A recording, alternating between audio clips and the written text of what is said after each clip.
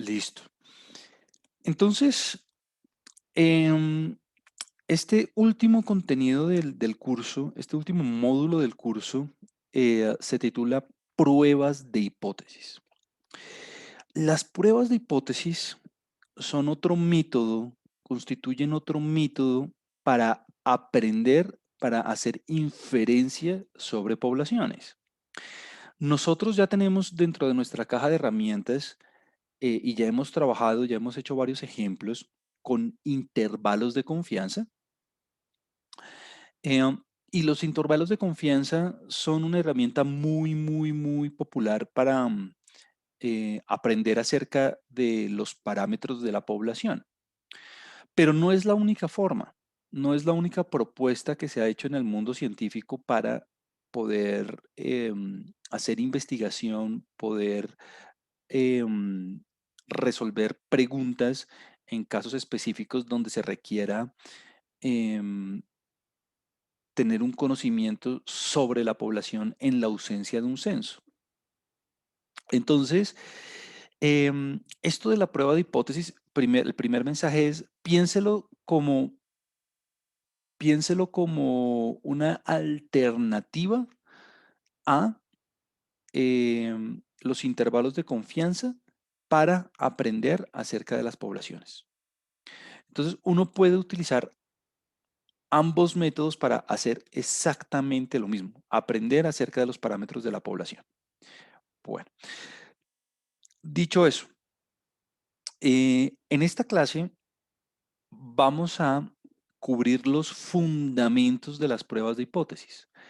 En esta clase vamos a ir sobre los conceptos más importantes de pruebas de hipótesis, por lo cual los, eh, am,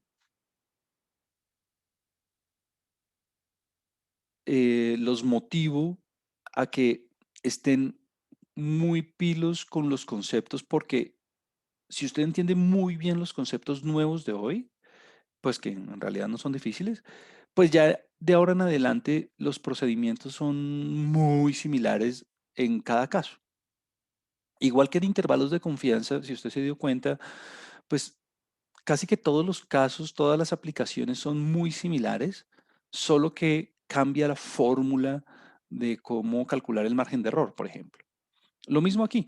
De alguna manera, si usted entiende como el mecanismo, la forma de trabajar con un caso, ya el resto es lo mismo, solo que usted tiene que cambiar de una fórmula a otra dependiendo del parámetro con el que esté trabajando. Bueno, entonces vamos a arrancar con los conceptos preliminares. Y permítame,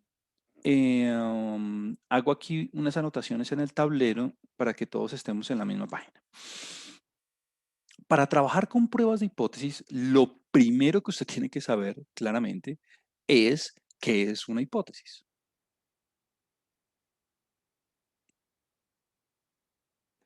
Entonces, cuando yo le hable de una hipótesis, cuando yo le hable de una hipótesis estadística, es porque estamos hablando acerca de una afirmación, acerca de una aseveración, em, una afirmación acerca de una característica de la población.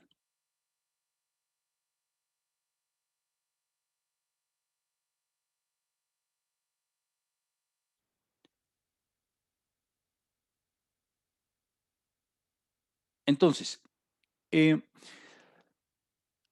siempre que usted escuche la palabra hipótesis, el primer mensaje que yo quiero que se lleve a casa es el siguiente. Las pruebas de hipótesis em, trabajan pues con hipótesis estadísticas, claramente, tal cual su nombre lo indica, y esas hipótesis hacen referencia a una característica, hacen referencia a una afirmación, hacen referencia a una aseveración acerca de cualquier o acerca de un aspecto de interés de la población. De la población. pilas, no de la muestra, de la población. Em, ¿Cuál característica de interés? La que usted quiera. Esa característica puede involucrar el promedio de la población, puede involucrar la variabilidad de la población, puede involucrar la distribución de la población. Cualquier característica de la población sobre la que usted haga una afirmación se considera como una hipótesis estadística. Número uno eso. El error más frecuente y lo que usualmente las personas se equivocan es diciendo que es una afirmación sobre una característica de la muestra. No, de la población. Número uno eso. Entonces, en ese ejemplo, en ese orden de ideas, pues voy a escribirles algunos ejemplos.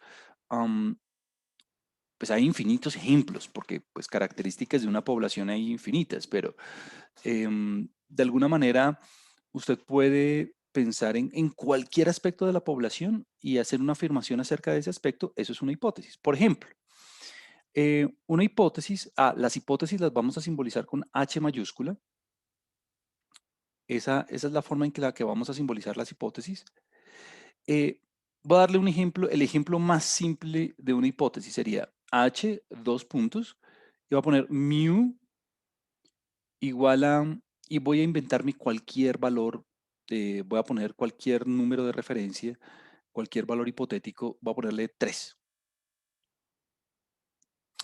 Se hipotetiza que el promedio de la población es igual a 3.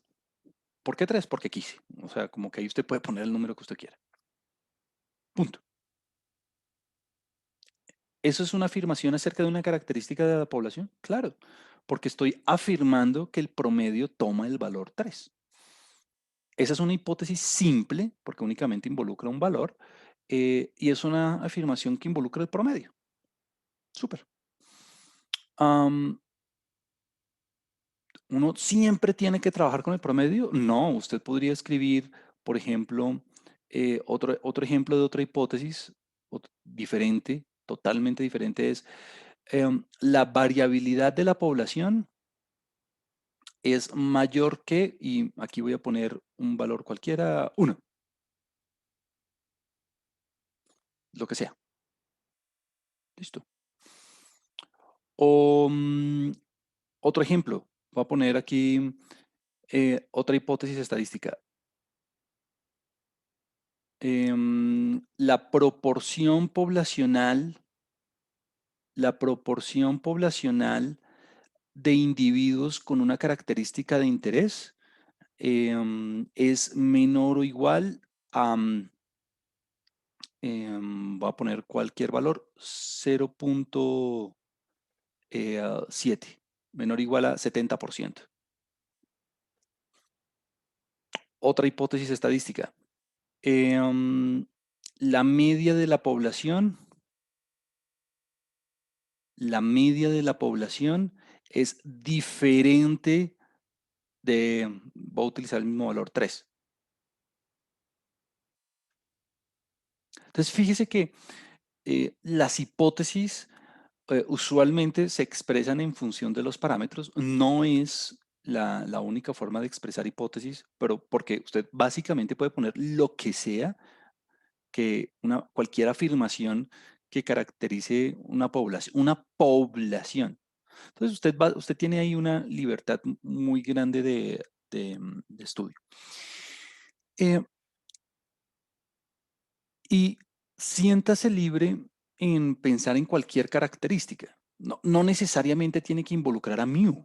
Puede involucrar, por ejemplo, una diferencia de promedios, igual que hicimos con intervalos de confianza. Puede involucrar un cociente de varianzas, igual que hicimos con intervalos de confianza. En fin, como que cualquier característica de la población o de poblaciones, usted las puede involucrar aquí en la hipótesis.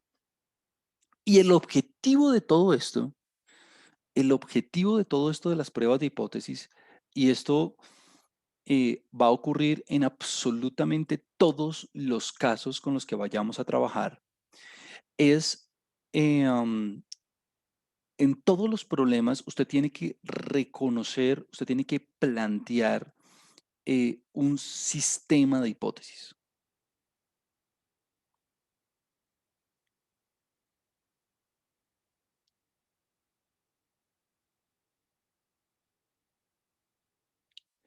Esto de las pruebas de hipótesis em, constituyen un método ya muy establecido, muy usado en la comunidad científica para hacer estudios, para hacer investigaciones, para responder preguntas en casos donde no se disponga de un censo. Y en absolutamente todos los casos, lo primero que tiene que hacer el profesional, lo primero que tiene que hacer el investigador es plantear un sistema de hipótesis. Un sistema de hipótesis está constituido por dos partes. La hipótesis nula, que la vamos a simbolizar así, H sub 0. Esta va a ser la hipótesis, así vamos a simbolizar la hipótesis nula. Ya le hago referencia a qué es la hipótesis nula. Y la vamos a contrastar, la vamos a probar, la vamos a enfrentar. Entonces le voy a poner aquí frente a versus, bueno, lo voy a escribir bien. Lo voy a poner aquí frente a, y siempre la hipótesis nula se compara, se contrasta frente a otra hipótesis. Esa otra hipótesis se llama hipótesis alternativa y se simboliza con H1 o hipótesis alterna. Te voy a poner aquí alterna o alternativa. Muy bien. Entonces usted se preguntará en este momento, bueno, bueno, ya entiendo que tengo que plantear un sistema de hipótesis en todos los casos, pero bueno, primero, ¿de dónde salen las hipótesis? Número uno. Y número dos, uno cómo hace para reconocerlas, uno cómo hace para plantearlas. Entonces aquí hay muchos comentarios. Lo primero es, cada problema, cada caso contiene dentro de sí las hipótesis. Es decir, usted no tiene que de alguna manera utilizar una fórmula o de alguna forma como aplicar como algún cálculo para saber cuáles son las hipótesis. No, las hipótesis se reconocen dependiendo de lo que quiera hacer el investigador, de lo que quiera hacer el profesional. No es algo que usted tenga que calcular, sino que usted es algo que usted tiene que reconocer dependiendo de lo que quiera responder. Entonces, aquí viene un ejemplo, en todos los casos, en todos los problemas, en todos los ejercicios, en todas las aplicaciones, usted tiene que leer muy bien el contexto para saber, para reconocer las hipótesis. ¿Por qué? Porque si usted plantea mal el sistema de hipótesis de ahí en adelante, todo va a estar mal. Número uno es. Entonces, las hipótesis vienen del contexto.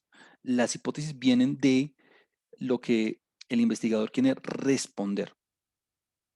Bueno, siguiente cosa. ¿Cómo reconocer la hipótesis nula y cómo reconocer la hipótesis alterna? Y aquí hay como ya la comunidad científica ha, digamos, hecho el contexto desde que empezó a nacer todo esto en los años 40, 50 del siglo pasado. Y ya se llegó a un acuerdo y el acuerdo es el siguiente. Lo que el investigador, lo que el profesional quiera determinar, lo que el investigador, em, sobre lo que el investigador quiera recolectar evidencia, se va a poner en la hipótesis alterna. Sobre lo que el investigador quiere estudiar, sobre lo que el investigador quiere establecer, sobre lo que el investigador quiera encontrar algún tipo de evidencia, se va a poner en la hipótesis alterna. Por ejemplo, alguien puede decir, se, um, se quiere determinar bienestar universitario en la universidad, quiere determinar si los ingresos de los estudiantes de la universidad son en promedio mayores a 1 millón de pesos, por ejemplo, por decir cualquier cosa.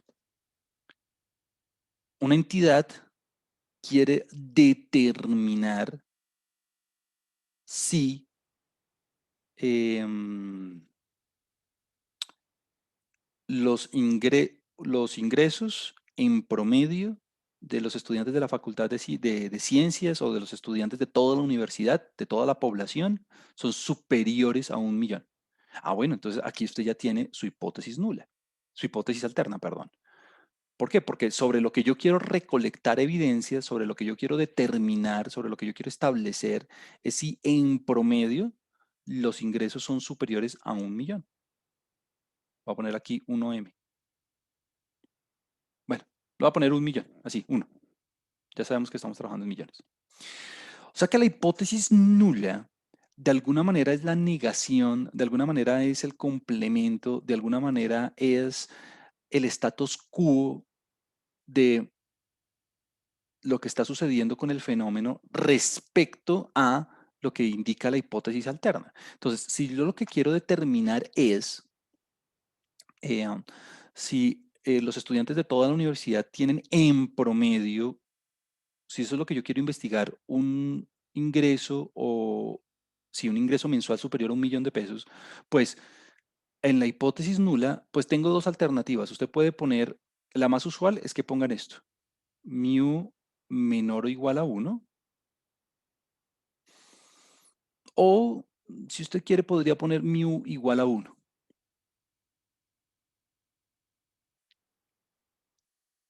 Usualmente esa es la forma en que se plantean las hipótesis. Otro ejemplo, y este es un ejemplo eh, que yo sé que se sale mucho del contexto, digamos, profesional de algunos, pero con este ejemplo estoy seguro que usted va a poder entender muy bien a qué me refiero. Y es en el caso de un juicio, y con esto a mí, y este ejemplo yo lo doy porque como es un poco, más o menos un poco cercano al vocabulario que nosotros manejamos, pues con esto usted va a entender muy bien el mecanismo. En un juicio, usted también tiene dos hipótesis. En un juicio, pues claro, como usted no es Dios, como nadie es Dios de hecho, y nadie tiene acceso absoluto a la realidad de lo que pasó, es decir, nadie tiene un censo. Entonces, en un juicio, ¿cómo funciona el asunto? ¿Cuál sería, piense por un segundo, cuál sería la hipótesis nula y, eh, y cuál sería la hipótesis alternativa? En un juicio, siempre en nuestro sistema judicial, ¿qué es lo que se asume cuál es el status quo, cuál es el estado actual del conocimiento, cuál es el punto de partida eh, para un acusado, para un sindicado? Ah, pues la hipótesis nula es que el acusado es, el acusado es qué? El acusado es inocente. Ese es el punto de partida siempre.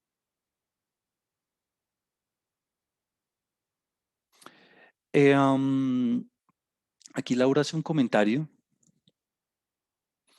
Mm, Laura dice, ¿podría afirmarse que tiene la misma esencia de una Bernoulli en el sentido de tener o no tener la característica? Eh, voy a responder con esto. Esto es un comentario importante. Em, de este comentario me gusta la esencia dicotómica de la Bernoulli, correcto. O sea, claramente un sistema de hipótesis no es una variable. O sea, un sistema de hipótesis es un conjunto, es una pareja de dos hipótesis. Pero lo que me gusta del comentario de Laura es que hay una dicotomía, o sea, o estoy bajo una hipótesis o estoy bajo la otra hipótesis. O tengo evidencia para em, apoyar una hipótesis o tengo evidencia para apoyar la otra hipótesis. En ese sentido estoy de acuerdo con Laura. ¿Por qué? Porque lo que vamos a hacer durante todos los casos, lo que vamos a hacer durante todas las aplicaciones es tomar una muestra, ya que no tenemos acceso al censo, porque claro, si yo tuviera acceso al censo, pues yo podría saber inmediatamente cuál de las dos hipótesis es verdadera. Si yo tuviera acceso al censo, pues yo simplemente calculo el promedio y miro si es mayor o no es mayor a uno. Punto. Y se acabó. Y ya puedo decir si la hipótesis nula o la hipótesis verdadera o la hipótesis alterna son verdaderas. Pero como no tengo acceso al censo, lo que sucede es que me toca tomar una muestra y con base en la información de la muestra, me toca tomar una decisión para saber si yo rechazo o no rechazo la hipótesis nula, que es lo que usualmente se hace en un juicio. Y es, en el ejemplo del juicio sucede lo mismo, y es que la hipótesis nula, el sindicado del acusado siempre entra como inocente, como dicen hasta que se demuestre lo contrario, ¿no? Es exactamente lo mismo que se hace en el ambiente científico. Y es que se asume una hipótesis nula y yo como lo que quiero comprobar es la hipótesis alterna. Entonces lo que yo hago es tomar una muestra para recoger evidencia que favorezcan o no favorezcan esa hipótesis. Entonces, en el juicio, pues bueno, la hipótesis nula es el acusado es inocente y frente a, entonces, ¿cuál será la hipótesis frente a? ¿Cuál será la hipótesis alterna?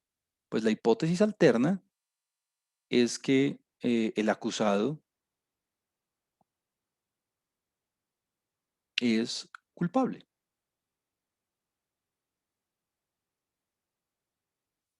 Listo. Em, y entonces, esto de las pruebas de hipótesis siempre funcionan de la misma forma. Se establece un sistema conformado por una hipótesis nula y una hipótesis alterna.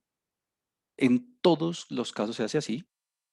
En la hipótesis alterna, el investigador, el profesional, establece lo que quiera corroborar, lo que quiera determinar, lo que quiera establecer, para lo que él quiere encontrar evidencia. En la hipótesis nula, pues pone lo contrario. Y lo que se hace es, con base en la información de una muestra, como no tengo acceso al censo, con base en la información de una muestra, voy a tomar la decisión si debo rechazar o no rechazar la hipótesis nula. ¿Cómo se hace en un juicio? Se recopilan pruebas para saber si usted tiene suficiente evidencia para declarar, em, para rechazar la inocencia o no del acusado. Entonces, en términos, digamos, técnicos, usted jamás va a decir acepto la hipótesis nula. No. Pues uno dice, tengo evidencia para rechazar o no rechazar la hipótesis, punto. ¿Por qué? Porque como usted no hizo el censo, como usted no es Dios y usted no sabe absolutamente todo lo que ocurre con la realidad, es decir, usted no sabe si el acusado es de verdad inocente, es más, de pronto el mismo acusado ni siquiera sabe si es inocente o no. Entonces lo que uno hace es recopilar pruebas y con base en y con base en la información de las pruebas de la muestra, uno dice, ¿existe suficiente evidencia para rechazar la hipótesis o no rechazar la hipótesis nula? O sea, el punto de partida, el status quo, es la hipótesis nula. Todo se hace con base en la hipótesis nula. ¿Para qué? Para determinar si hay suficiente evidencia para rechazarla con el propósito de saber si la muestra apoya la hipótesis alterna o no. Otro ejemplo típico es el de los tratamientos. Otro ejemplo típico de esto, de pronto un poco más cercano, es el de los tratamientos. Por ejemplo, ahorita con la vacuna bueno, o con cualquier experimento, con cualquier alternativa donde se tenga un tratamiento, lo que se hace es lo siguiente. En la hipótesis nula, en la hipótesis nula, ¿Cuál es el punto de partida en cualquier estudio donde uno haga un experimento para probar si un tratamiento es efectivo o no? En cualquier estudio, para saber si un tratamiento es efectivo o no frente a un placebo o frente a un tratamiento ya existente, lo que se hace es, en la hipótesis nula, yo quiero determinar, quiero encontrar evidencia para ver si el tratamiento es efectivo o no. Entonces, ¿qué es lo mejor que uno puede poner en la hipótesis nula? Pues lo que yo debería poner en la hipótesis nula es el tratamiento es efectivo frente a, perdón, el tratamiento, no, aquí lo puse mal, el tratamiento no es efectivo, esa es la hipótesis nula. Pues claro, mi punto de partida no puede ser que sea efectivo, ¿no? No es, no es efectivo.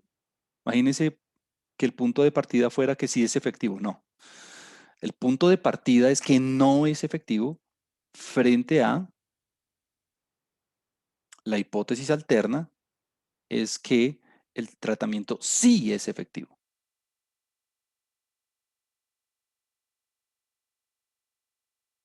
El tratamiento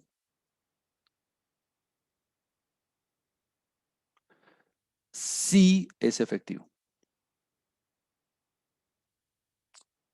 Entonces, en este caso, claro, en este caso, mi punto de partida, mi status quo es que no sea efectivo. Imagínense que el punto de partida fuera que sí es efectivo. Pues no tiene ningún sentido. ¿Por qué qué? Porque lo que yo quiero hacer es, con base en un experimento, con base en la información de una muestra, poder recopilar evidencia para determinar si es efectivo el tratamiento. O sea, eso es lo que uno pone en la hipótesis alterna. Em, Ahora, claro, yo lo estoy escribiendo con palabras. De hecho, a mí me gusta escribirlo con palabras. En últimas, uno termina traduciendo todo a símbolos, pero uno lo escribe con palabras como para darse una idea, digamos, más sencilla de lo que está haciendo uno. Por ejemplo, en símbolos, decir que un tratamiento es efectivo, ¿cómo se haría? Pues fácil. Eh, um, em, el placebo o el tratamiento actual es solamente hacer dieta, es solamente hacer una dieta. Y mi efecto esperado es bajar de peso. Listo. Entonces, el tratamiento es dieta más ejercicio físico. Dieta más ejercicio físico. Y mi placebo es solamente dieta. Entonces, una manera de decir que el tratamiento no es efectivo, una manera es, bueno, empecemos por el que sí es efectivo, es más fácil así. Una manera de decir que el tratamiento sí es efectivo es escribirlo así. Eh, teta, teta, teta 1, que es, teta 1 es la proporción de individuos que bajan, que sí bajan de peso bajo la dieta, bajo el placebo, bajo la dieta. Teta 1 es estrictamente menor que teta 2. Teta 2 es la proporción, el porcentaje de individuos que sí bajan de peso bajo dieta más ejercicio físico. O sea, teta 1 es placebo y teta 2 es tratamiento. Proporción de individuos con el resultado esperado. Entonces, repito, que el tratamiento sí sea efectivo, que se refleja en qué?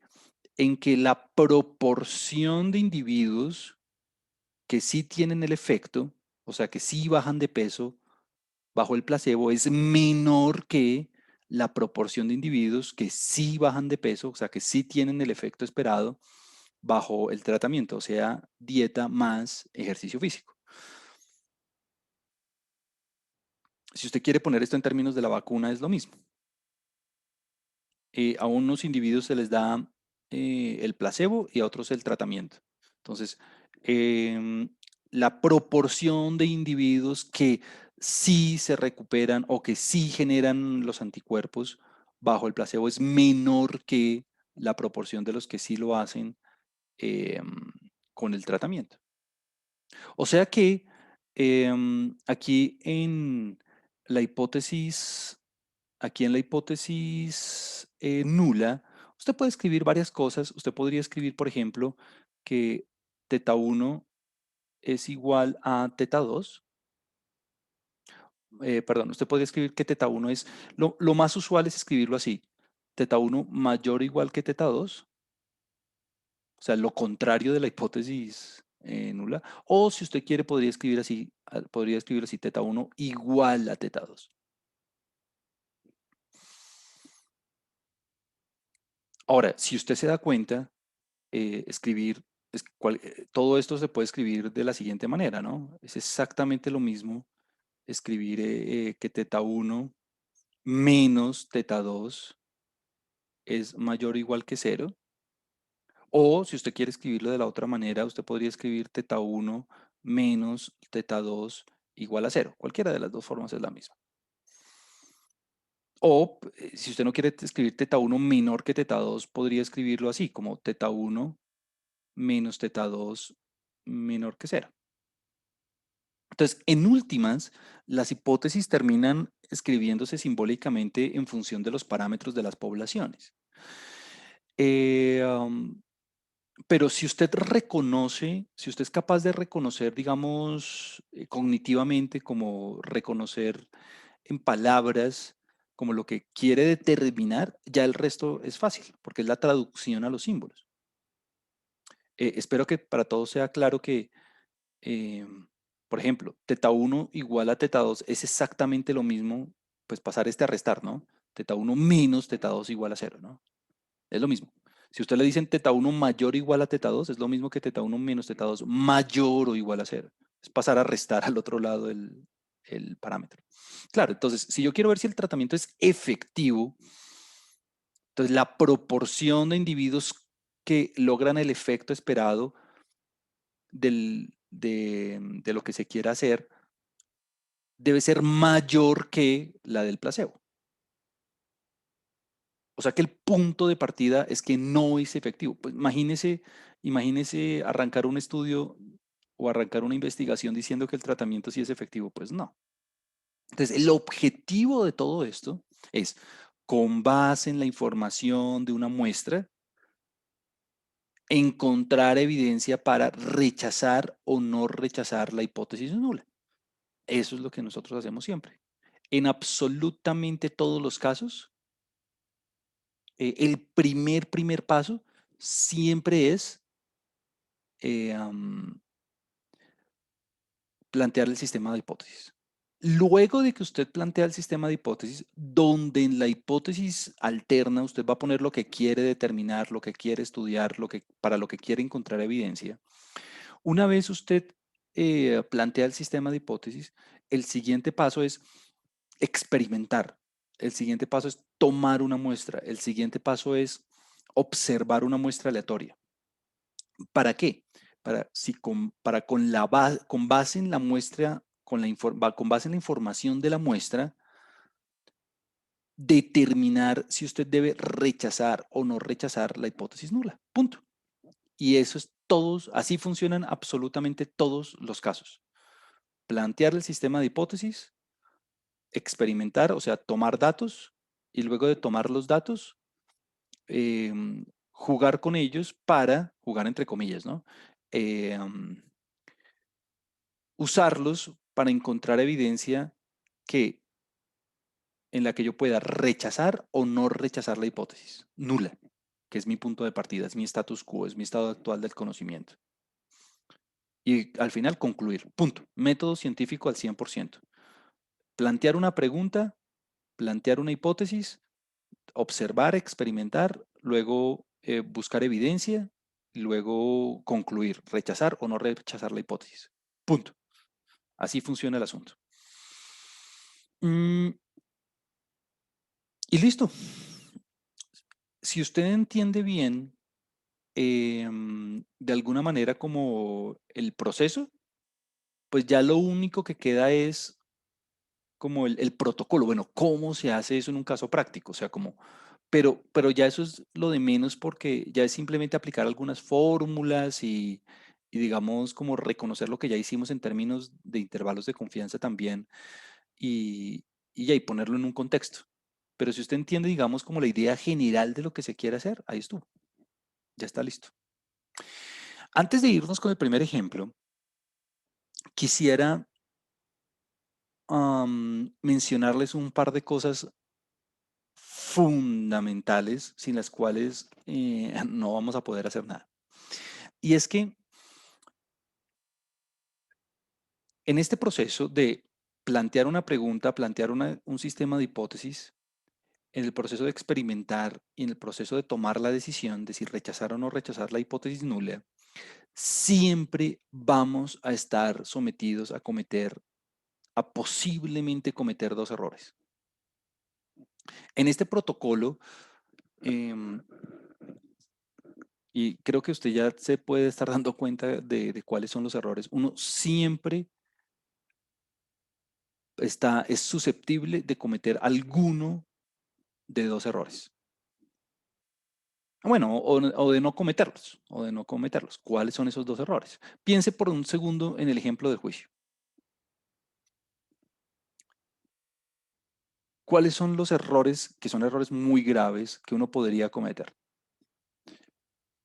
Uno sería condenar a un inocente, o sea, hallar culpable a un inocente, como tomar la muestra, tomar la evidencia y la evidencia equivocadamente dice que usted debe condenar a esa persona. Eso es un error muy grave. ¿Y el otro error cuál sería? Pues lo contrario, ¿no? Dejar libre, o sea, no condenar a un culpable. En el ejemplo del tratamiento, ¿cuál sería? Pues establecer que un tratamiento sí es efectivo cuando en realidad no lo es. Decir que una vacuna está bien cuando en realidad no es nada efectiva. Eso es muy grave. O el otro error, ¿cuál sería? Decir que el tratamiento no es efectivo cuando en realidad sí lo es. En el ejemplo de los ingresos de los estudiantes de la facultad, ¿cuál sería? Bueno, de un error sería decir que efectivamente el promedio de los ingresos es mayor que 1.000.000,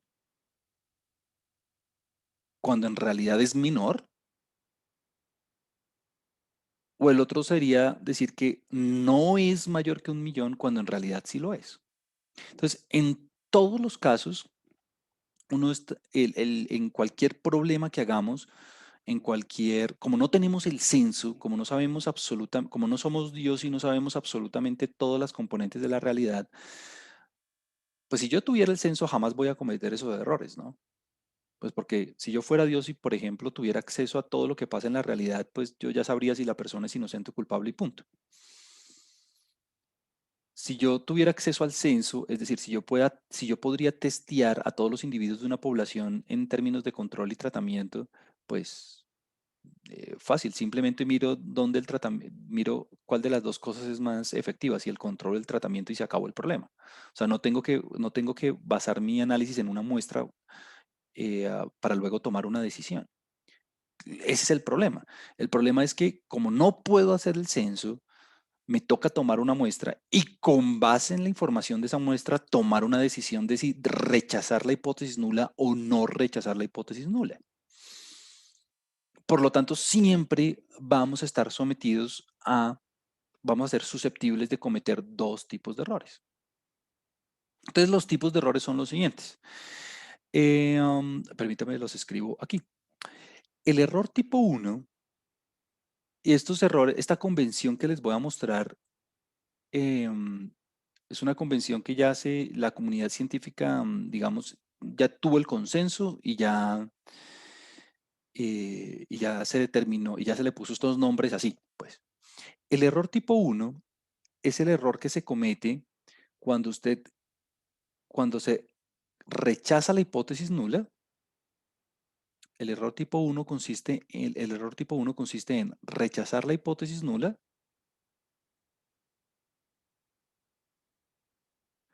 cuando la hipótesis nula es verdadera.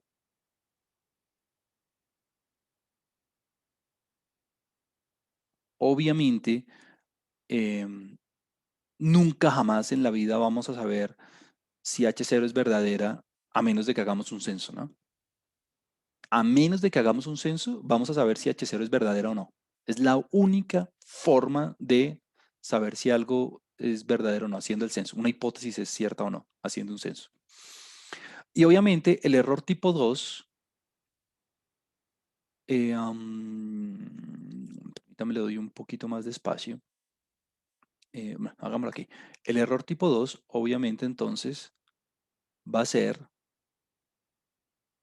y esta es la convención que ya se utiliza en el mundo científico y siempre es así, el error tipo 2 es el error que se comete cuando no se rechaza la hipótesis nula, o sea, no rechazar la hipótesis nula,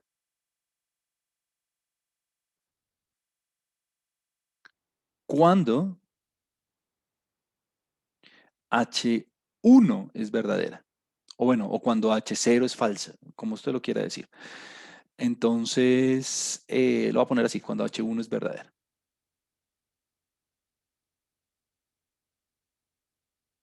Listo. Entonces, en términos del juicio, ¿qué sería el error tipo uno? Pues condenar, condenar al inocente, ¿no? Declarar culpable a un inocente. ¿Cuál sería el error tipo 2? Dejar libre a un culpable. En términos del tratamiento, ¿cuál sería el error tipo uno? A declarar que un tratamiento sí es efectivo cuando en realidad no lo es. ¿Y cuál sería el error tipo 2? Declarar que no es efectivo cuando en realidad sí lo es. Bueno, entonces, de alguna manera, am,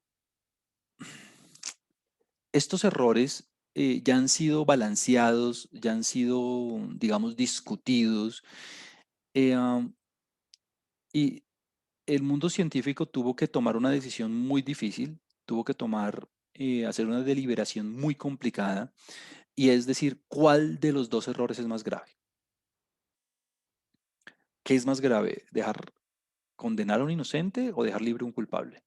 ¿Qué es más grave? ¿Declarar que un tratamiento sí es significativo, sí es efectivo cuando en realidad no lo es, o decir que no es efectivo cuando en realidad sí? Entonces, esta discusión ya se tuvo, hay para ambos tipos de error son demasiado graves, pero, pero el consenso fue el siguiente. El error tipo uno, el error tipo uno es el más grave, dado que eh, um, en la hipótesis alterna se está poniendo lo que yo quiero determinar, sobre lo que yo quiero buscar evidencia. Entonces, condenar al inocente se considera más grave que lo contrario, o encontrar que el tratamiento sí es efectivo cuando en realidad no lo es. Imagínese lanzar al mercado una vacuna que no sea efectiva, pues es demasiado grave. Claro, no lanzarla al mercado cuando en realidad sí es efectiva es grave también, pero el argumento es que finalmente, si el método es efectivo, alguien va a descubrir que sí lo es. Lo mismo que con el sindicado. Si se deja libre a un culpable, eventualmente alguien lo va a descubrir. Mientras que condenar a un inocente, pues, o sea, como que cambiar el status quo cuando no se debería se considera más grave que lo contrario, porque eventualmente alguien lo va a descubrir, lo va a hacer. Entonces, por eso es que en la hipótesis alterna se pone lo que se quiere determinar, se pone sobre lo que uno quiere buscar evidencia. Entonces, este error tipo uno es el más grave, se considera que es el error más grave, y por lo tanto, antes de ejecutar cualquier procedimiento, antes de ejecutar cualquier protocolo, eh, um, se fija su magnitud. Me explico. Eh, alfa, alfa va a simbolizar para nosotros la probabilidad de cometer ese error tipo uno. Alfa va a simbolizar la probabilidad de cometer el error tipo uno. La probabilidad de cometer el error tipo uno, que la vamos a simbolizar con alfa, pues usted la puede expresar en términos de una probabilidad condicional, ¿no? Muy fácil. Juan Camilo, ¿cómo así condicional? Pues dado que H0 es cierta, dado que H0 es verdadera, dado que H0 es verdadera, es la probabilidad de rechazar H0.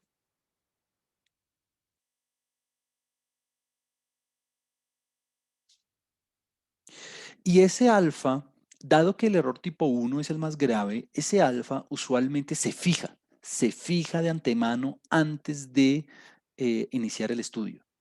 Entonces, este error tipo uno se fija siempre antes de iniciar el estudio y se fija a un valor. ¿Usted lo fijaría a un valor grande o a un valor pequeño? Deberíamos fijarlo a un porcentaje alto, o sea, que un porcentaje alto de veces se cometa el error tipo uno o un porcentaje bajo.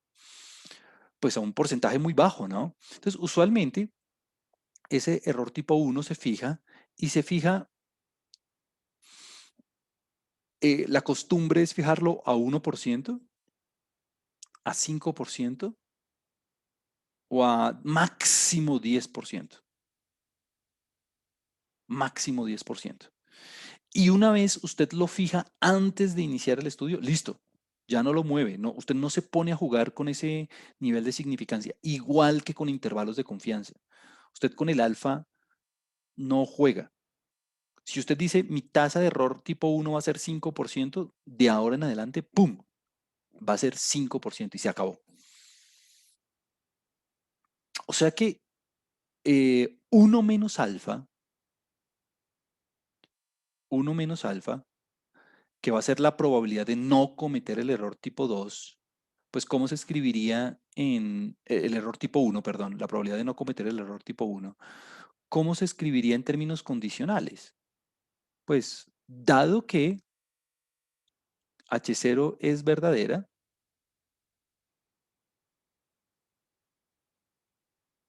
dado que H0 es verdadera, es la probabilidad de no rechazar H0.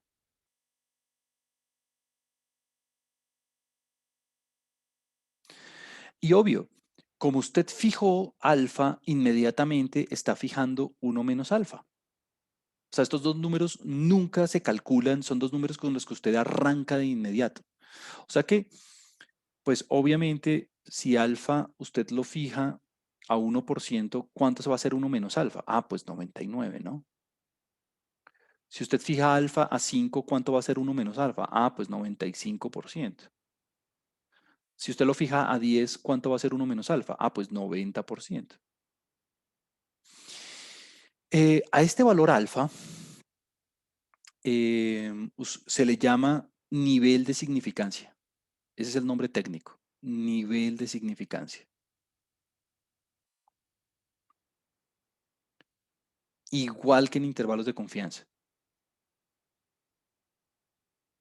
Y a este 1 menos alfa, pues usted ya le conoce el nombre, se llama nivel de confiabilidad o se llama confiabilidad, simplemente confiabilidad, confianza, nivel de confiabilidad.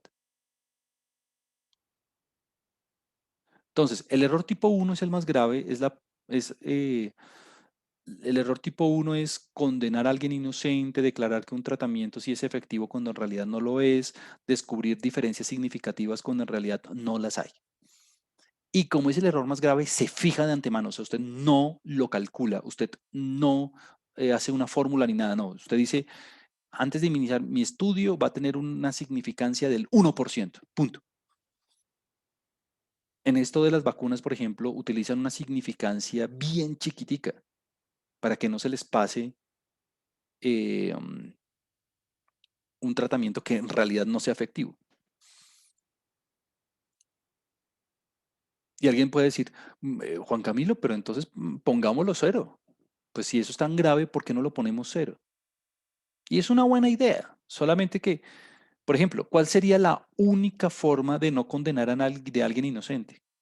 ¿Cuál sería la única manera en un juicio de no condenar a alguien inocente? Pues la única manera de que la tasa sea cero es simplemente no condenando a nadie.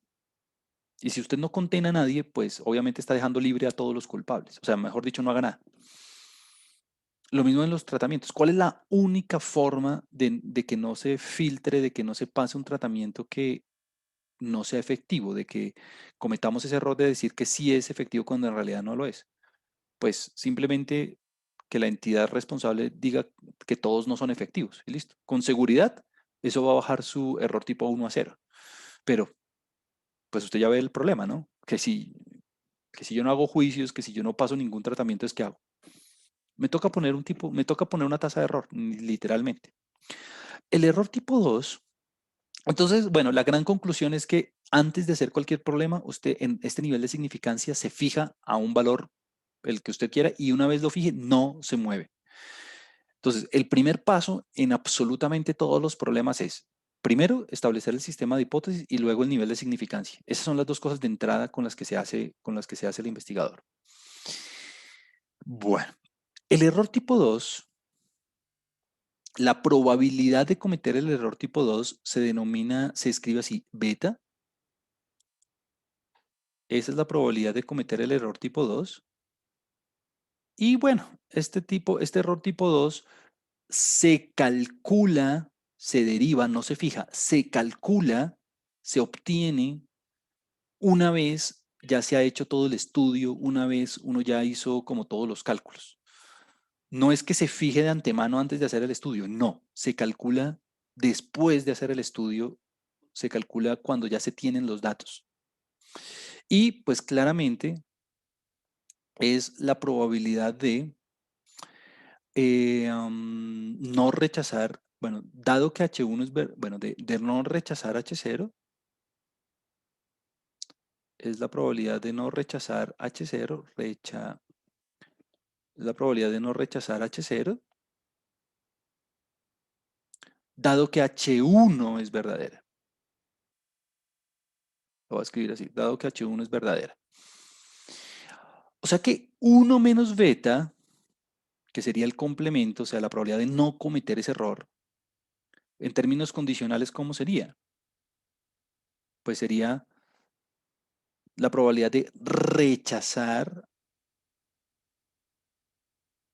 H0 cuando H1 es verdadera. Entonces, en términos del juicio, ¿cómo sería? Bueno, el beta sería la probabilidad de cometer el error tipo 2, o sea, la probabilidad de dejar libre, de no rechazar la hipótesis nula cuando alguien es culpable, o sea, de dejar libre a alguien culpable. En el términos del tratamiento, ¿qué sería? Pues eh, um, decir que un tratamiento no es efectivo cuando en realidad sí lo es.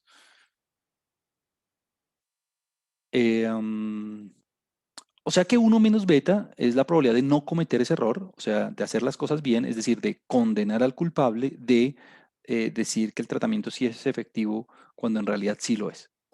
A ese 1 menos beta se le llamó así, se le llamó potencia, precisamente por eso. Esa es la potencia de la prueba. Bueno, eh, y repito, el error que se fija de antemano a una cantidad chiquitica es el error tipo 1. El error tipo 2 se calcula, se obtiene, se deriva después de que se hace el estudio. Em, obviamente, y pilas aquí, obviamente, y ya con esto vamos a nuestro primer ejemplo para seguir avanzando. Obviamente, si usted aumenta la probabilidad de cometer el error tipo 1, lo que va a suceder entonces es que el error tipo 2 va a disminuir. Pero si usted disminuye mucho el error tipo 1, entonces lo que va a pasar con el error tipo 2 es que va a aumentar. Son inversamente proporcionales.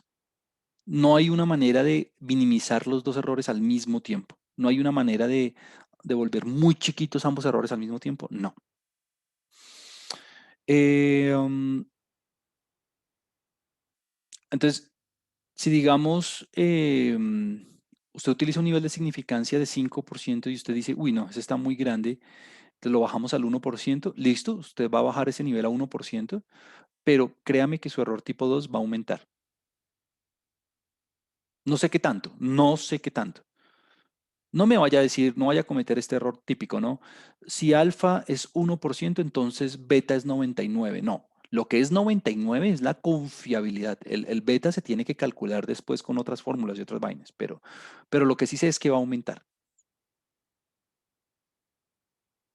Eh, um, ¿Qué tanto? Pues bueno, todo depende del caso.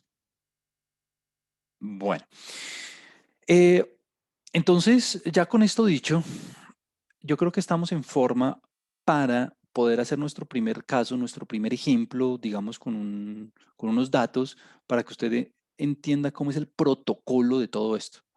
Si usted entiende este primer ejemplo, créame que en adelante todo funciona exactamente igual. El proceso, los pasos siempre son los mismos. Lo único que usted tiene que hacer es cambiar las fórmulas, punto. Igual que en intervalos de confianza. En intervalos de confianza, si usted se dio cuenta, siempre es calcular el límite inferior, calcular el límite superior. Siempre es el margen de error, siempre es la estimación puntual, siempre es lo mismo. Solamente que usted tiene que cambiar la fórmula, punto. Pero la interpretación es la misma, el protocolo, la forma en que usted construye las cosas es la misma, que busca el percentil, que, bueno, cambia la fórmula y ya. Lo mismo aquí. Entonces, el primer ejemplo que vamos a hacer, y con esto voy a irme hasta el final de la clase, el primer ejemplo que vamos a hacer es un ejemplo, es el ejemplo típico con el cual uno arranca haciendo el procedimiento. Es un ejemplo donde vamos a hacer una prueba de hipótesis, voy a poner aquí pH, prueba de hipótesis para mu, o sea, para el promedio de la población, prueba de hipótesis para mu, bajo normalidad, o sea, asumiendo que la población es normal. Juan Camilo, ¿qué pasa si la población es normal? Usted, igual que en intervalos de confianza, usted necesita un tamaño de muestra grande. Si la población es normal, usted necesita un tamaño de muestra grande. Bajo normalidad, con sigma, con la variabilidad desconocida.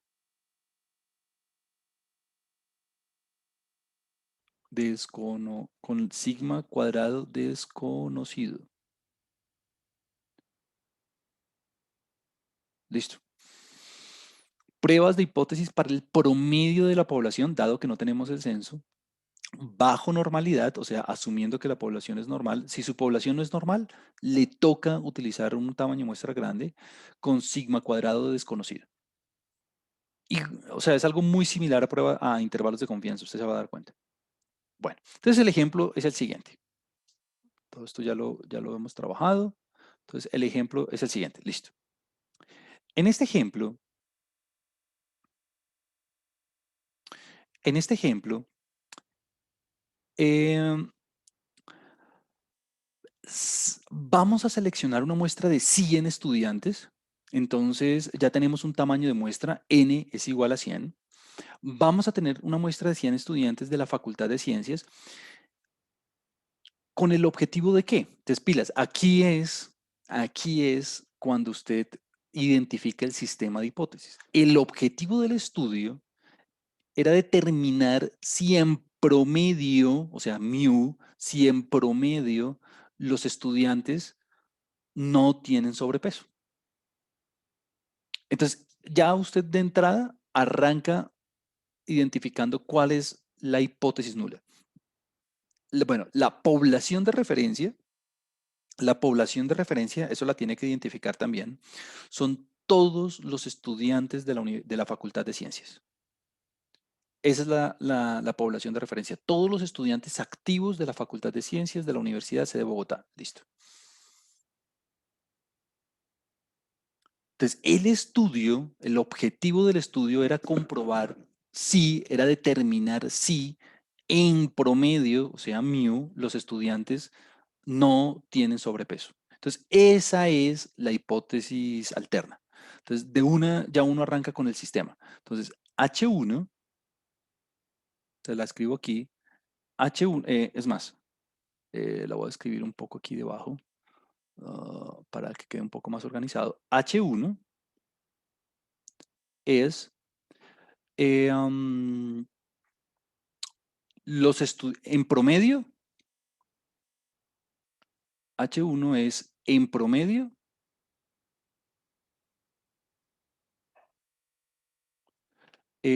los estudiantes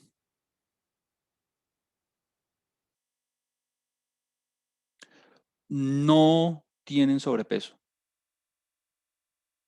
¿Por qué? Porque eso es lo que se quiere determinar, eso es lo que se quiere comprobar, eso es sobre lo que yo quiero encontrar evidencia. No tienen sobrepeso. ¿Listo? Por lo tanto, la hipótesis nula, pues es lo contrario. En promedio,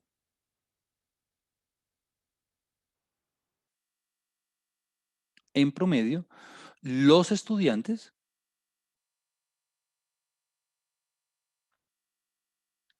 sí tienen sobrepeso. Ahora, usted me va a decir, Juan Camilo, ¿tengo que escribir siempre todo esto en palabras? No, yo lo hago aquí en palabras para hacer la cosa un poco pedagógica, pero usted no tiene que escribir esto así siempre. Ahora, em, estas son las dos hipótesis que yo quiero contrastar. O sea, que los estudiantes sí tienen sobrepeso frente a los estudiantes no tienen sobrepeso. Perfecto.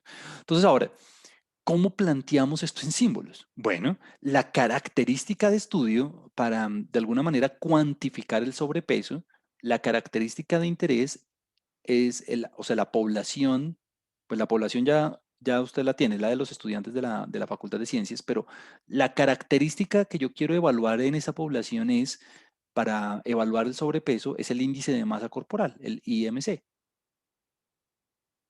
Esa es la característica, esa es la medida que me va a permitir a mí cuantificar si hay sobrepeso o no. Listo. Entonces, en términos del IMC, ¿cómo se traduce la hipótesis nula? Ah, bueno, en términos del IMC se traduce así, que el promedio, o sea, mu, el promedio de la X, el promedio de la población, es mayor o igual que 25. Y la hipótesis alterna, ¿cómo se traduce? Pues lo que ya habíamos dicho, que no tienen sobrepeso, o sea, no tener sobrepeso es que mu sea menor que 25. Recuerde que cuando su índice de masa corporal es menor que 25, usted no tiene sobrepeso. Bueno, pues vamos a trabajar como con punto de referencia 25, punto. No quiero hacer un dilema sobre el sobrepeso. Listo. Entonces el 25 para nosotros va a ser el punto de referencia. Eh, a veces, si usted hubiera querido usar 24, hubiera podido usar 24, no hay ningún lío. Entonces, su valor hipotético, su punto de referencia va a ser el 25. Y esas son las dos hipótesis que usted quiere comprobar, que usted quiere contrastar, que usted quiere probar, que usted quiere dosimar. Esa es eh, el otro verbo que se utiliza. Bueno, entonces ya arrancamos bien, ya establecimos cuál es el sistema. Ese es lo primero. Si usted no hace esto, no puede hacer nada. O sea, este es el punto de partida y si usted se equivoca en esto, se equivocó, ya en adelante todo le va a salir mal. Por eso es muy importante que usted identifique bien qué es el asunto. Bueno, sigamos. Con un nivel de significancia de 5%, con un nivel de significancia de 5%, bueno, entonces yo ya sé cuál es alfa, yo ya sé cuál va a ser mi error tipo 1. Entonces, fíjese que eso se fija de antemano, ¿no? El alfa va a ser 5%. La probabilidad de cometer el error tipo 1, es decir, la probabilidad de encontrar diferencias significativas cuando no las hay es del 5%, lo que quiere decir entonces que 1 menos alfa, la confiabilidad va a ser del 95%. Y una vez, antes de tomar los datos, una vez, antes de ir a campo, antes de hacer cualquier cosa, yo ya, listo, se fijó, punto. Mm, ya eso no se cambia. Listo. Trabajando con ese nivel de significancia,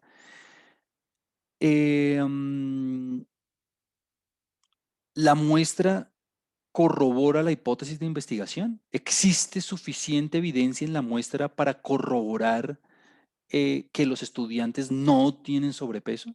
¿Existe suficiente evidencia en la muestra para rechazar la hipótesis nula? Eso es lo que vamos a trabajar. Bueno, entonces, en este punto, óigame muy bien, lo que seguiría en un estudio real, en un caso real, lo que seguía, el siguiente paso sería el siguiente. El paso que sigue es ir a campo y hacer el experimento, es decir, tomar la muestra y en cada individuo de la muestra medir, observar el índice de masa corporal. ¿Cuántos individuos en la muestra? 100. Ese sería el paso que deberíamos seguir. Obviamente, pues yo no tengo una base de datos al respecto.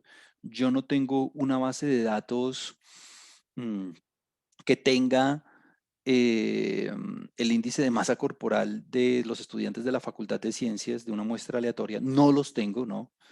Entonces, para hacer el ejemplo, lo que decidí hacer fue hacer una simulación. O sea, vamos a trabajar con datos sintéticos. Vamos a trabajar con datos simulados. O sea, vamos a jugar a ser Dios. A mí me gusta esto porque, bueno, primero me va a permitir a mí hacer el ejemplo y mostrarles cómo es el protocolo para rechazar o no rechazar la hipótesis. Segundo, como vamos a hacer una simulación, yo sé la verdad absoluta, yo sé el censo, o sea, yo sé cuál es la población, por lo tanto sé qué me debería dar y por lo tanto voy a saber si mi protocolo lo hizo bien o lo hizo mal. Pero entonces repito, lo que deberíamos hacer en este momento, lo que deberíamos hacer aquí es ir a experimentar. Lo que deberíamos hacer es conseguir una base de datos real, digamos un archivo de texto o un archivo de Excel con los datos de 100 estudiantes referentes a su índice de masa corporal. No los tengo, no tengo ni tiempo ni el dinero para hacerlo. Entonces, ¿qué vamos a hacer para hacer el experimento? Voy a simular unos datos. Voy a trabajar con datos sintéticos, con datos simulados. Voy a jugar a ser Dios. En R, eso se hace de una manera muy sencilla. En Excel también se puede hacer.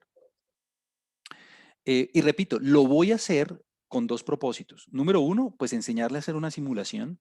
Y número dos, lo voy a hacer para jugar a ser Dios y para mostrarle, para evidenciar que mi protocolo sí funciona. Entonces, la forma de hacer una simulación en R es con esta instrucción rnorm. Entonces la voy a copiar simplemente y la voy a pegar aquí en R para que usted vea cómo funciona esto. Y mire, eh, lo que voy a hacer, este rnorm, el R significa random, de aleatorio. Aleatoriamente voy a tomar una muestra de tamaño 100 de una distribución normal. ¿Por qué normal? Porque esta es una prueba diseñada bajo normalidad. Ahora, el tamaño de muestra es grande, o sea que la población no necesariamente tiene que ser normal. O sea, podría ser otra forma, podría ser una uniforme, podría ser bimodal, podría ser lo que usted quisiera, porque el tamaño de muestra es grande. Pero voy a asumir que la población es normal. Estoy jugando a ser Dios. Entonces, estoy simulando de una población con distribución normal 100 valores. El promedio de esa población, el promedio de esa población es 26. O sea, yo Dios estoy diciendo, el promedio de esa población es 26. Juan Camilo, ¿por qué eligió 26? Porque sí, porque quise. ¿Hubiera podido elegir 27? Claro. ¿Hubiera podido elegir 21? Claro. ¿Qué pasa? Estoy eligiendo 26, estoy eligiendo mu igual a 26. ¿Por qué? Porque con mu igual a 26, ¿cuál es la verdad? ¿H0 o H1? Con mu igual a 26, la verdad es H0. Claro, 26 es mayor o igual que 25, obvio. Entonces, al ejecutar todo mi protocolo, yo no debería rechazar la hipótesis. Yo no debería rechazar la hipótesis. ¿Por qué? Porque mío es 26. Juan Camilo, ¿qué pasa si lo hubiera hecho con 21? Ah, bueno, si usted hubiera generado los datos aleatorios con 21, ¿qué es verdadero? Ah, la hipótesis alterna. Entonces usted debería rechazar la hipótesis nula. Sí debería rechazar la hipótesis nula. ¿Por qué? Porque su promedio poblacional es 21. Usted jugó a ser Dios y los datos provienen de una población con media 21. O sea, aquí en esta simulación yo estoy diciendo quién es mu y mu es 26. O sea que con estos datos yo no debería encontrar evidencia para rechazar la hipótesis nula. Pues vamos a verlo. Y este 5 es la desviación estándar. Desviación estándar igual a 5. O sea, más o menos variable. 26 sobre 5 le da un coeficiente de variación del 20%, o sea que más o menos tenemos alta variabilidad. Listo. Eh, repito, esta media, o sea, este mu y este sigma son los valores poblacionales. Yo estoy jugando a ser Dios porque estoy haciendo una simulación. Y como yo soy Dios y ya sé cuál es la verdad, ya sé cuál es el censo es 26 y el censo es 5, pues yo ya sé qué me debería dar el protocolo. Yo ya sé que el protocolo me debería decir al final que no debo rechazar la hipótesis. ¿Por qué? Pues porque mu es 26. Si usted hiciera este ejercicio con mu igual a 21, usted sí debería rechazar la hipótesis. Bueno, entonces voy a simular los datos, ¡pum! Enter. Entonces, mire, automáticamente se generan unos datos de la población. El primer individuo tenía un índice de masa corporal de 20, el siguiente de 21.6, el siguiente de 21.8, el siguiente de 27.5, bueno, etcétera, etcétera, etcétera, etcétera. Si usted lo está haciendo en este momento o lo va a hacer después o, bueno, cuando quiera, con seguridad a usted le van a dar valores diferentes. ¿Por qué? Porque es una muestra aleatoria diferente. Pero pero a pesar de que tenga valores diferentes, en últimas, la decisión al final de ejecutar todo el protocolo, de realizar toda la prueba, va a ser la misma. No rechazar la hipótesis nula. Bueno, eh, bueno, de hecho debería yo ser un poco más específico y decir que de muchísimas veces que hagamos este experimento así tal cual, el 95% de las veces no vamos a rechazar la hipótesis nula. ¿Por qué? Porque el error tipo 1 es 5%. O sea, así lo hagamos de manera simulada, así lo hagamos sabiendo la verdad, esta prueba está diseñada para que el 5% de las veces se cometa un error.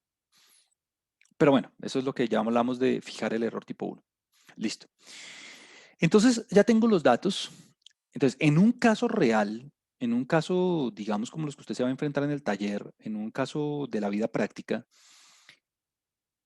usted no va a hacer una simulación. En un caso real, usted le llega a la base de datos, usted le llega a un Excel o a un archivo de texto, a un archivo CSV con todos los numeritos. Pues en este caso, pues no voy a importar nada y no voy a trabajar en Excel ni nada de eso, pues porque ya tengo los datos en el sistema. Si fuera un caso real, lo que usted tendría que hacer es importar los datos. Listo, número uno eso. Número dos, calculemos las estadísticas de este conjunto de datos. O sea, calculemos el promedio. Vamos a ver cuánto es el promedio. El promedio me da, oh, le puse X. El promedio, obviamente está mal. El promedio del índice de masa corporal me da 26.61. Entonces, en promedio, el X barra, entonces aquí voy a ponerle aquí datos. Voy a ponerle aquí muestra, es más, ni siquiera datos, le voy a poner muestra. La muestra tiene las siguientes características. Número uno, el promedio es 100. Perdón, el tamaño de la muestra, el tamaño es 100. Número dos, el promedio, el X barra, el promedio me dio 26.61. Repito, si esto fuera un caso real, usted tiene que importar los datos y calcularles el promedio. Número dos, la desviación estándar del índice de masa corporal me dio de SD, Standard Deviation, la desviación estándar me dio de 4.84. Claramente, si usted hace su computador, le va a dar valores diferentes porque los valores aleatorios son diferentes. Y mire, el promedio muestral me dio de 26.61, no me dio exactamente igual al promedio poblacional. Mire, la desviación estándar muestral me dio de 4.8, no me dio exactamente igual al promedio de la población. Una de las cosas bonitas de hacer un ejemplo simulado es darse cuenta, como yo soy Dios y sé cuál es la verdad poblacional, como yo sé el censo, en este caso 26 y 5, yo puedo comparar mi estimación con base en la muestra, cómo es referente al valor poblacional y puedo darme cuenta de que estoy cerquita de los valores poblacionales del censo. O sea, mire, 26.6, bueno, 26. Y 4.8, mire, 5. Eso es lo bonito de trabajar con el ambiente simulado, que usted puede darse cuenta sus estimaciones a nivel muestral qué tanto difieren de la población. Obviamente, si usted en lugar de 100 hubiera puesto 1000, pues este valor va a ser un valor más cerquita de 26, ¿no? Lo mismo que este 4.8 va a ser un valor un poco más cerca de 5. Bueno, eso es lo que espera uno. Listo. Entonces ya tengo los datos, ya experimenté, ya fui a campo, ya a cada estudiante le pregunté su índice de masa corporal, ya todo. Listo. Ahora, ¿cómo tomo la decisión? Pues alguien me puede decir, no, pues Juan Camilo, usted ya sabe que mu es igual a 26, o sea que usted ya sabe, usted no debe rechazar la hipótesis nula. Pues claro, pero pues en un caso real, pues yo no sé cuánto es mu y yo no sé cuánto es sigma, ¿no? Pues porque si yo lo supiera, pues ¿para qué me pongo a hacer todo esto? ¿Qué muestras ni qué nada?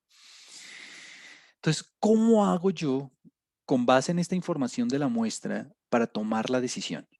¿Cómo hago yo con base en este promedio y en esta desviación estándar para tomar la decisión? Bueno, el primer paso consiste en calcular se llama así, estadístico de prueba. Igual que en un juicio, tenemos que recopilar las pruebas. El estadístico de prueba sintetiza, el estadístico de prueba sintetiza toda la información en un solo valor. En este caso, como estoy trabajando con el promedio, el estadístico de prueba, bajo la hipótesis nula, bajo el supuesto de que el acusado es inocente, bajo el supuesto de que los estudiantes sí tienen sobrepeso, es el siguiente. Es el punto de referencia es una distribución T igual que en intervalos de confianza y la fórmula es la siguiente, X barra menos el valor hipotético sobre S sobre raíz de N. Ahora, usted me va a decir, Juan Camilo, ¿y usted cómo se sabe esa fórmula? Pues número uno, es la cantidad pivotal, es la estandarización que resultó cuando hicimos los intervalos de confianza, bajo la hipótesis nula. Número dos, aquí en el documento, pues están sintetizadas todas las fórmulas. Entonces, mire, estamos trabajando con ¿cuál sistema de hipótesis? ¿El sistema de hipótesis A, B o C? A, B o C. Pues bueno, ¿cuál es mi hipótesis alterna? Mi hipótesis alterna es mu menor que 25. Mu menor que 25 con sigma cuadrado desconocido. Bueno, mire, y sistema A. El sistema A tiene como hipótesis alterna mu menor que un valor hipotético, en este caso 25, y como el valor de sigma cuadrado es desconocido, entonces mire el estadístico de prueba. Uy, Juan Camilo, ¿por qué está el raíz de n encima? Pues bueno, recuerde que el la aritmética básica, ¿no? Producto de medios por productos de extremos. Esto es exactamente lo mismo que raíz de n por x barra menos mu sobre S. ¿Recuerda? La ley de la oreja, como le decían en el colegio. Producto de medio, producto extremo sobre producto de medios. Ahí está. Es el mismo, es la misma cantidad pivotal que utilizamos en intervalos de confianza. La misma, igualita. Entonces aquí está. Uy, Juan Camilo, aquí usted en el sistema A, porque tiene H0 igual a mu sub 0.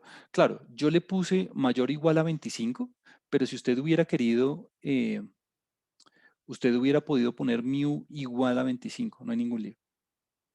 ¿Por qué? Porque mu igual a 25 indica que sí hay sobrepeso. Solamente que yo pongo todos los valores que puedan simbolizar el sobrepeso. Punto. Bueno, pues ya estamos en un punto donde podemos calcular las pruebas, podemos sintetizar todas las pruebas para encontrar la evidencia y pues hagamos el cálculo muy fácil. ¿Cómo sería? Bueno, ya usted puede utilizar cualquiera de estas dos fórmulas, es la misma cosa. Yo voy a utilizar la primera, la que sea, es lo mismo. Entonces, bueno, utilizamos la segunda, es lo mismo. Te voy a poner aquí raíz de 100 por, si usted se da cuenta, únicamente es aplicar la fórmula. Ah, el promedio, 26.61 menos mu. Ah, mu sub 0. ¿Cuál es el valor de referencia? Ah, 25, porque ese es el valor que indica el sobrepeso. Sobre ese. Ah, ¿cuánto me dio ese? 4.84. Y ese estadístico de prueba, todo se recopila en, voy a hacer el cálculo. Entonces, bueno, voy a escribir aquí raíz cuadrada, square root de 100 por, ahora hago el x barra. Ah, bueno, el min, o sea, el promedio del índice de masa corporal, eh, am, menos el valor hipotético, o sea, 25, y todo dividido a la desviación estándar, standard deviation. Ahí está. Eso me da 3.32. Listo. 3.32. Muy bien. Ahora, el, el estadístico de prueba me dio 3.32. Lo voy a escribir aquí debajito.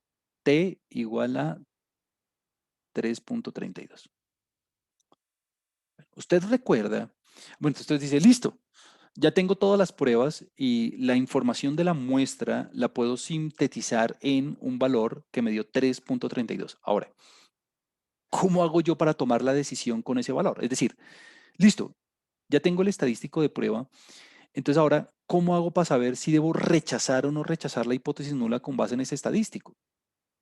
Pues muy fácil. Usted tiene que establecer la región crítica, la región de rechazo.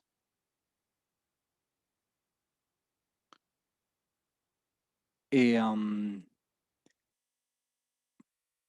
la región crítica o la región de rechazo es la que le va a permitir a usted tomar la decisión. Y bueno, pues ya esto usted se lo sabe.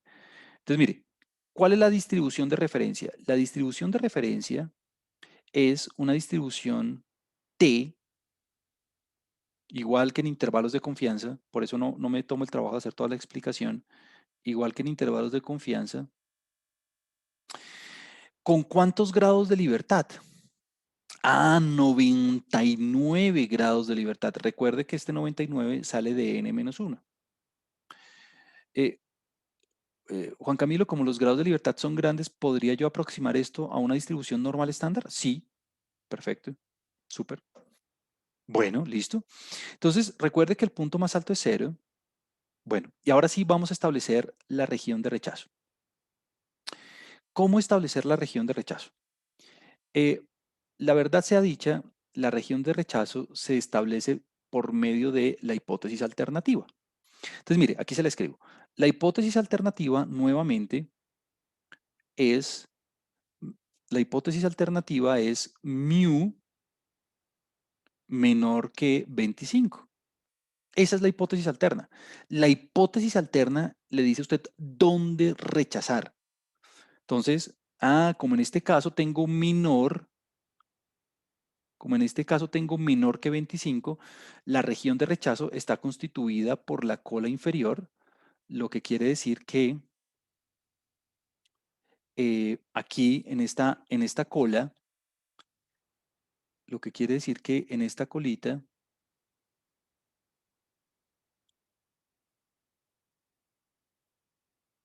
voy a tener el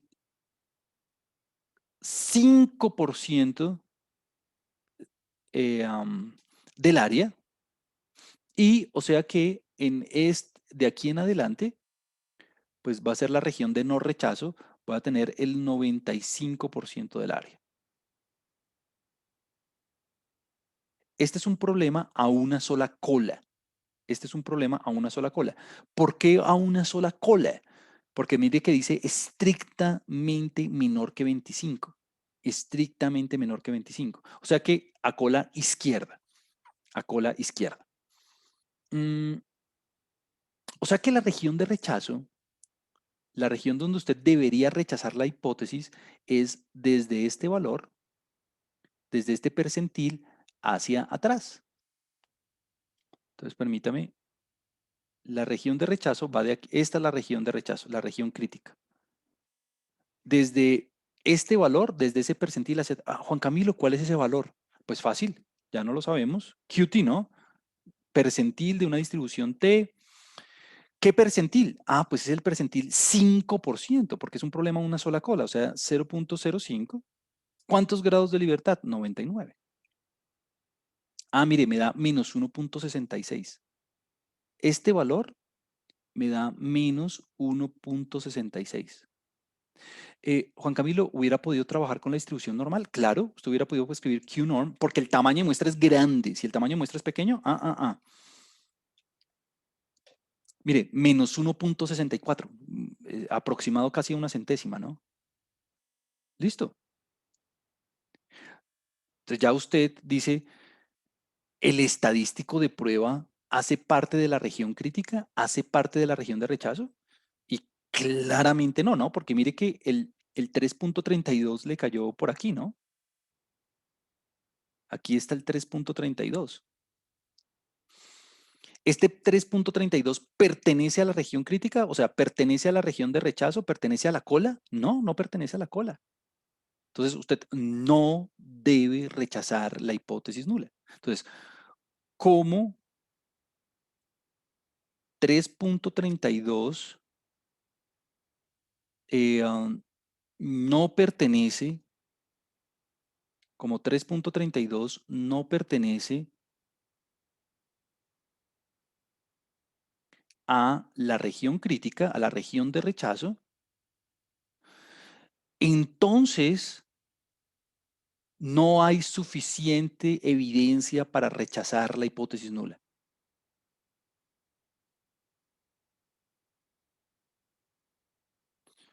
No existe suficiente. Perfecto. ¿Por qué? Porque yo sabía que la media poblacional era 26. Entonces, mi protocolo funcionó perfectamente. Ahora, alguien me puede decir, uy, Juan Camilo, ¿qué pasaría si mi hipótesis, qué pasaría si mi hipótesis si mi hipótesis alterna hubiera sido, ¿qué hubiera pasado si mi hipótesis alterna hubiera sido mu mayor que 25? ¿Qué hubiera pasado en ese caso? Pues en ese caso, lo que hubiera pasado es que su región de rechazo cambia, ¿no? Si su hipótesis alterna es mayor que 25, entonces, mire, aquí está su distribución de referencia y por lo tanto su región de rechazo va a ser la cola superior, ¿no? Entonces, aquí usted va a dejar el 5%. Aquí usted va a dejar el 5% y por lo tanto atrás le va a quedar el 95, ¿no? Juan Camilo, ¿qué hubiera pasado si su hipótesis alterna hubiera sido mu diferente de 25? Si mi hipótesis alterna hubiera sido mu diferente de 25, entonces la región de rechazo sería a dos colas. sería a dos colas. ¿Por qué? Porque ya usted tiene un diferente D. Entonces, le quedaría aquí una colita, aquí le quedaría exactamente la misma cola con el 2.5%, con el 2.5% y con el 95 aquí. Súper. Ahora, listo, terminamos, se acabó. No rechazar la hipótesis nula. Ahora, ¿cómo se traduce esto del error tipo 1? Si yo repitiera este proceso, este mismo que acabé de hacer, si yo lo repitiera 100 veces, en 5 de las 100 veces me voy a equivocar en la decisión. En 5 de las 100 veces la muestra me va a indicar que debo rechazar la hipótesis nula. O sea, el estadístico de prueba me va a quedar en la región de rechazo. Si yo repitiera esto 100 veces. Eso quiere decir el error tipo 1. Entonces, como yo jugué a ser Dios y yo sabía que mu era 26, porque yo generé los datos así, pues yo me estoy dando cuenta que no cometí ningún error, hice todo perfecto. O sea, el error tipo 1 no lo cometí. Si el estadístico de prueba me hubiera caído en la región de rechazo, ahí yo me hubiera dado cuenta que, caí justo en una de esas, en ese 5% de las veces donde me equivoco. Ahora, eh, en un caso real, usted jamás va a saber cuánto es mío. O sea, usted jamás va a saber si cometió el error tipo 1 o no. Jamás. ¿Por qué? Porque no tiene el censo. En un caso real, usted no tiene que simular los datos, usted tiene que importar la base de datos. Así es como a usted le va a pasar en los talleres. Listo. Últimos dos conceptos. Y con esto termino. Bueno, este es el protocolo siempre. Ahora, hay otro concepto que es el concepto de valor P. Y este concepto yo creo que es uno de los más importantes de la clase, es uno de los conceptos que aparece muy frecuentemente en todos los artículos, en todas las investigaciones, en todos los estudios, el concepto de valor P. El valor P se define como la probabilidad de observar datos tan o más extremos en dirección de la hipótesis alterna bajo el supuesto de la hipótesis nula, es decir, asumiendo que la persona es inocente, asumiendo que la hipótesis nula es cierta, usted va a calcular la probabilidad de observar datos tan o más extremos en dirección de la hipótesis alterna, en dirección de la hipótesis alterna.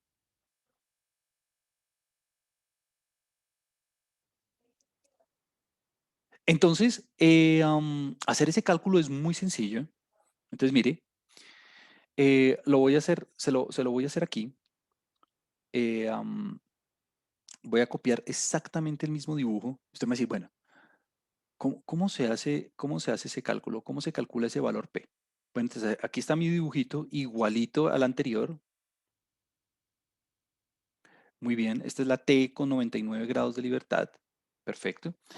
Entonces, bajo el supuesto de que estamos en la hipótesis nula, o sea, bajo el hecho de que aquí está el 3.32, bajo el supuesto de que la prueba es 3.32, tengo que calcular la probabilidad de encontrar una evidencia igual, o sea, exactamente igual a 3.32 o más extrema que 3.32. Eh, um, gracias por rayarme el tablero. A ver.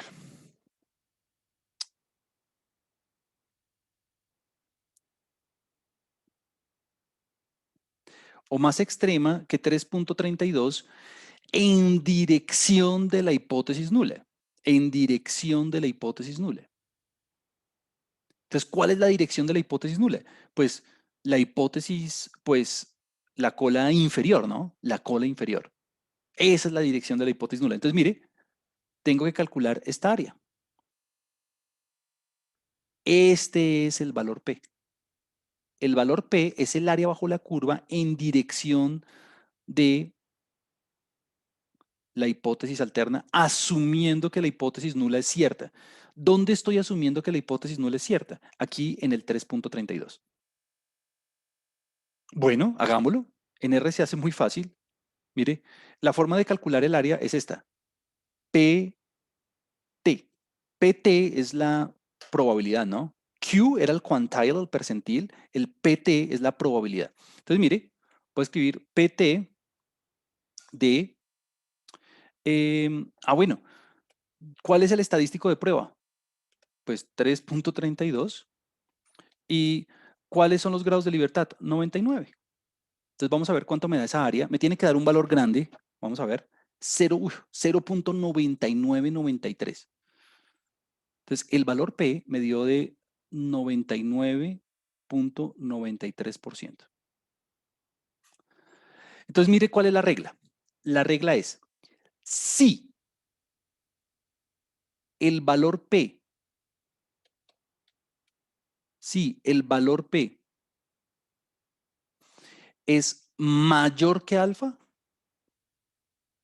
entonces uno no rechaza no rechazar la hipótesis nula, no rechazar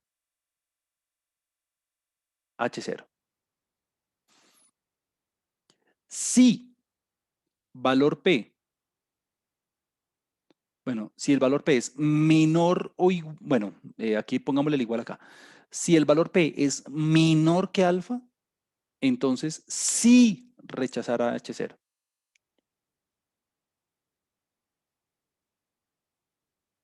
Entonces, mire el valor P, ¿qué nos dio? 93%.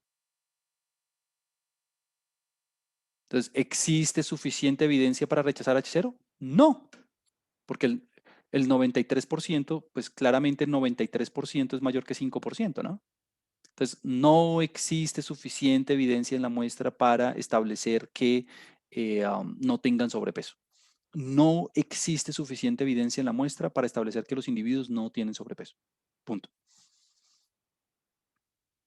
Bueno, ahora, todo este es el mecanismo. Juan Camilo, ¿qué es lo mejor? ¿Utilizar la región crítica o la región o el valor P? La verdad es que el valor P es lo que más se utiliza en las investigaciones. Eso es. Todo el mundo utiliza el valor P. Es como el estándar. O sea, todo el mundo se pone a calcular estas áreas. Cualquiera de las dos formas es la mejor. Es más, mire, en R, mire esto. En R existe una función que se llama así, t.test. Y es como una automatización de todo esto. Permíteme se la muestro. ¿Cuáles son los datos? IMC. La alternativa, ¿cuál es la hipótesis alternativa? La hipótesis alternativa es, la hipótesis alternativa es a dos colas, o sea, es two-sided, que es el default, ¿no? Es a dos colas, es greater than, o sea, es mayor que, o es less than, es menor que. Bueno, la hipótesis con la que estamos trabajando, la alternativa con la que estamos trabajando es menor, ¿no? Less. Listo. ¿Cuál es el punto de referencia? 25. ¿Y cuál es el nivel de confianza? ¿Cuál es el confidence level? Pues 0.95, ¿no? 0.95. Ahí está. Entonces, 0.95. Ahí estuvo. Y mire, enter. Y ahí le hace todo, ¿no? Mire, estadístico, mire, datos, índice de masa corporal. Súper. Estadístico de prueba, 3.32. Mire que ya lo teníamos. 3.32. Ya nos dio igualito, ¿no? Um, grados de libertad, 99, 99. 100 menos 1. Valor, mire, p-value, valor P, 99%, 99.94. A nosotros nos dio 99.93. O sea que, ya solo viendo esto, usted dice, no existe suficiente evidencia para rechazar la hipótesis nula. Punto. La decisión que se debe tomar es no rechazar la hipótesis nula. No hay suficiente evidencia para declarar que no tengan sobrepeso los estudiantes. Es más, mire, aquí le dice la hipótesis alterna. Hipótesis alterna, mu, true mean, mu es menor que 25. Le hace un intervalo de confianza. Le hace un intervalo de confianza. Y si usted se da cuenta, es un intervalo de confianza unilateral porque estamos trabajando a una sola cola. Y mire que el intervalo de confianza va desde menos infinito hasta 27.41. Con una confiabilidad del 95%, el promedio poblacional se encuentra entre menos infinito y 27.41. ¿Este valor incluye el 25? Ah, claro que sí, incluye. Este intervalo incluye el 25. Sí. Ah, o sea que no puedo rechazar la hipótesis nula. Perfecto. Es otra manera de responder la pregunta utilizando intervalos de confianza.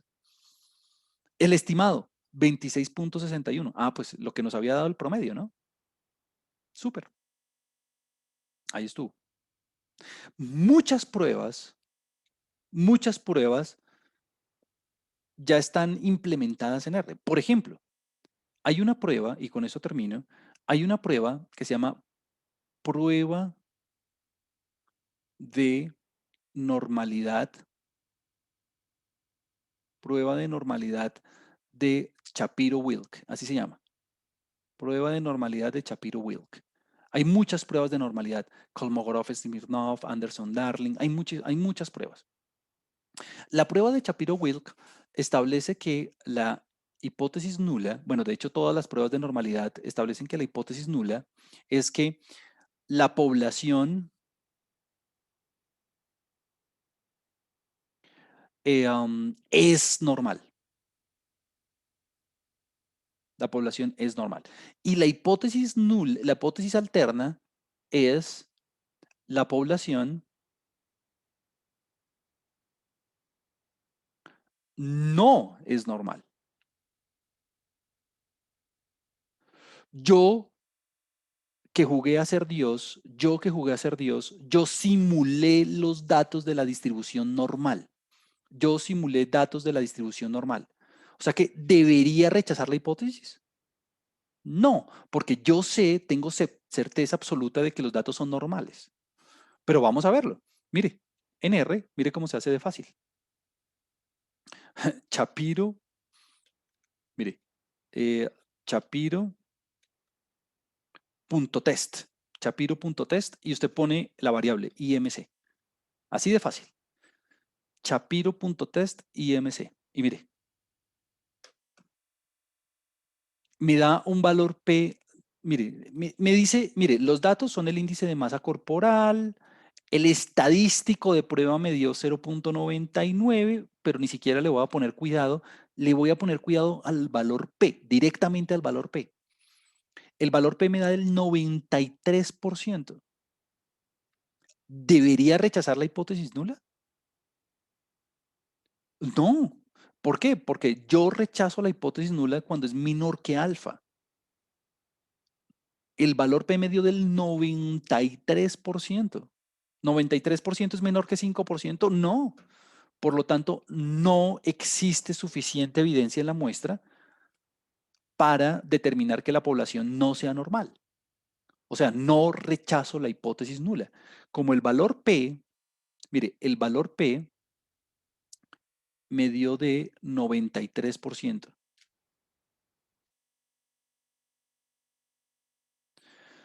El valor P no es menor que 5%, que es el alfa, que es el nivel de significancia.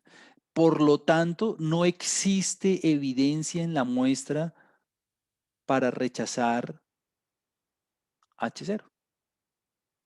Entonces, perfecto. Los datos provienen de una distribución normal.